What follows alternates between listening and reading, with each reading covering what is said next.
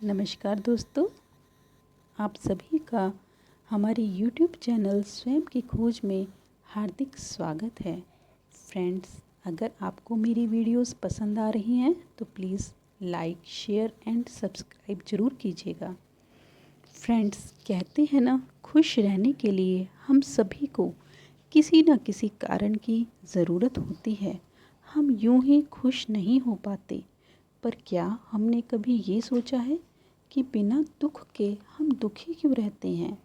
यदि हमारा जीवन रोज़मर्रा की तरह सामान्य ही जा रहा है, उसमें कोई खुशी की बात नहीं हुई, तो भी हम लोग यूं ही दुखी रहते हैं कि हमें कोई सुख नहीं मिल रहा। जब दुख आएगा तब उसका रोना तो होगा ही, पर जब तक जीवन में कोई विपत्ति नहीं आ रही, तब भी हम आंसू बहाते ही रहते हैं। अक्सर हम लोग क्या करते हैं कि अपनी बनाई योजना के फलीभूत होने के समय के बीच में चिंतित परेशान रहते हैं कि ना जाने अमुक कार्य सिद्ध होगा या नहीं। अर्थात हमें हर समय दुखी ही रहने की आदत होती है। हम भूल जाते हैं कि हमारे चारों तरफ सिवाय खुशियों के कुछ नहीं है। ये दुख तो मात्र जीवन का उतार चढ़ाव है, क्योंकि यदि सारा समय एक जैसा ही रहे तो क्या किसी के भी जीवन की प्रगति संभव है? पर महत्वपूर्ण बात यह है कि हमें वो खुशी क्यों नहीं मिलती जो हमें चाहिए। सबसे पहले तो हमें प्रश्न स्वयं से करना होगा कि आखिर हमारी प्रसन्नता का मूल क्या है। क्या जब हम सुबह बिस्तर पर आँख खोलते हैं और हम अपने ही घर में होते हैं, हमें सबसे पहले अपना परिवार दिखाई देता है?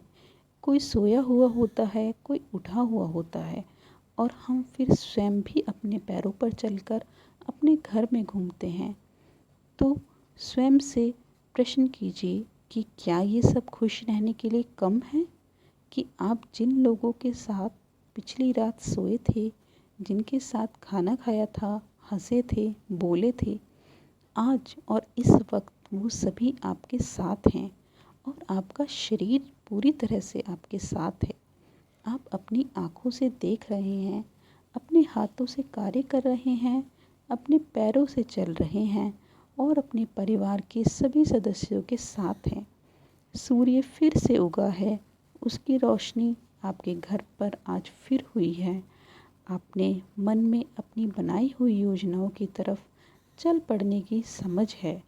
प्रश्न कीजिए स्वयं से कि क्या ये सब खुश रहने के लिए कम है, या सिर्फ कृत्रिम वस्तुएं और आपके आसपास के लोगों का व्यवहार ही आपकी प्रसन्नता का कारण है। यह एक विचारणीय प्रश्न है। धन्यवाद।